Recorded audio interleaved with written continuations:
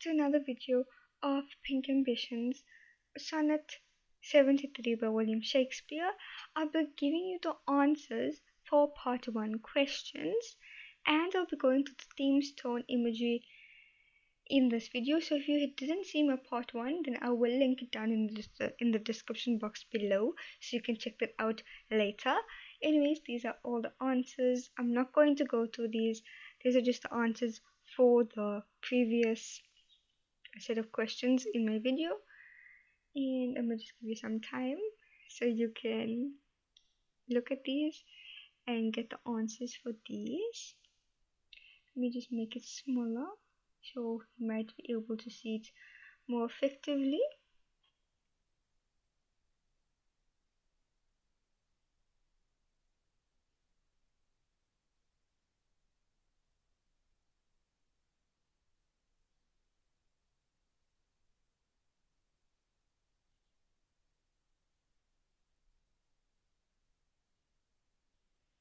Okay, and I hope you went through the answers and I hope you got all right. Anyways, I'm going to the themes now, but before that, we obviously always read the poem first. If you don't know what I'm talking about, we always read the poem before we analyze any of it. So let's read it. The time of year thou mayst in me behold, when yellow leaves or none or few do hang upon those broad which shake against the cold, their wings draws where late the sweet birds sing. In me thou see the twilight of such day, as after sunset faded in the west, which by and by black night doth take away, that second self that seals up all in rest. In me thou seest the glowing of such fire, that on the ashes of his youth doth lie, as the death-bed whereon it must expire, consumed that with that which it was nourished by. Thus thou previous which makes thy love most strong, to love that well which thou must leave along. And let's go to some of the major themes in this poem. Okay, inevitability of aging and mortality. So the speaker uses natural and physical decay to show that growing old and dying cannot be stopped. The poem tracks a steadily decline towards that, moving from late autumn to twilight of dying fire. As you know, in this poem, these first few lines, they talk about the autumn, the winter, the autumn leaves, the trees, the everything about autumn has the autumn leaves change color and all of that. If you didn't see my line by line analysis video, then you should. Anyways, let me continue. The power of love against time.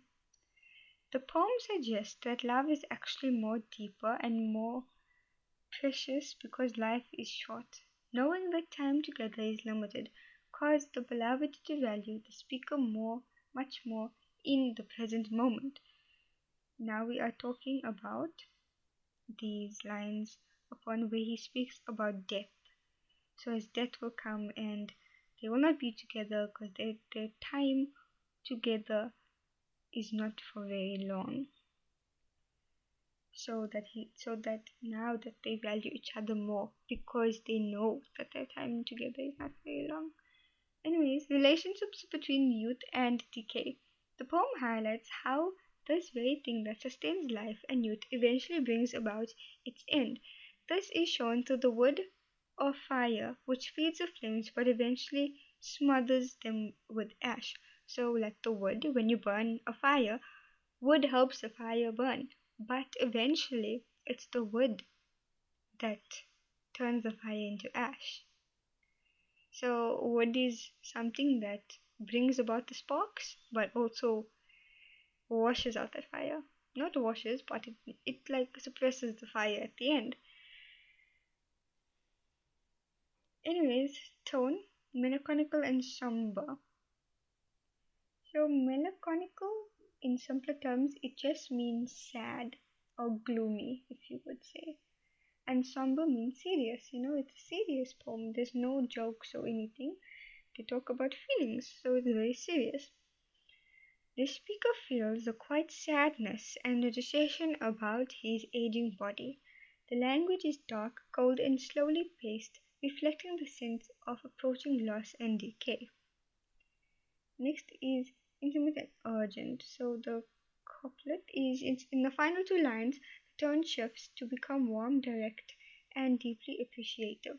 It focuses entirely on the strong emotional bond between the speaker and the beloved, turning on otherwise sad poems into a celebration of love.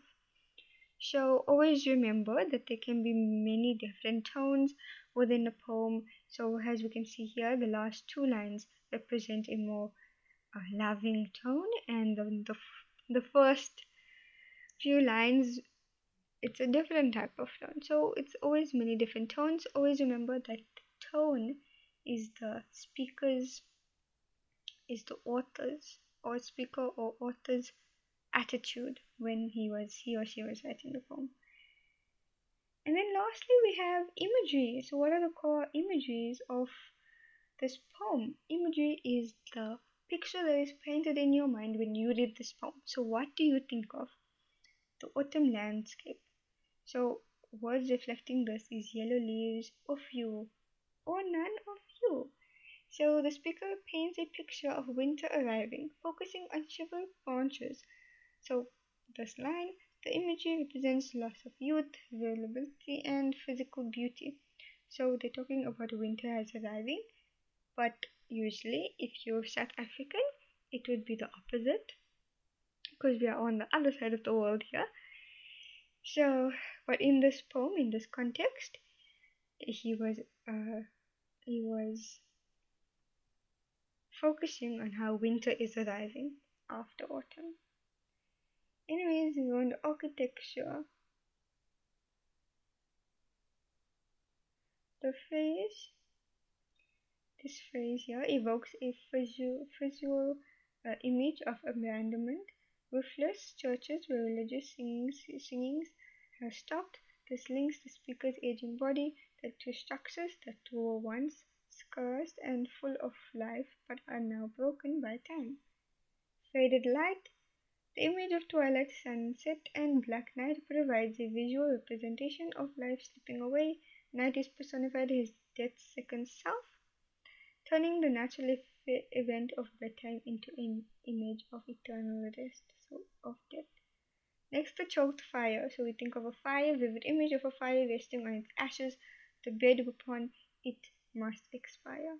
The glowing, suffocating ember visually represents the final fragile stage of human life. Anyways, that's all for today. Please like and subscribe.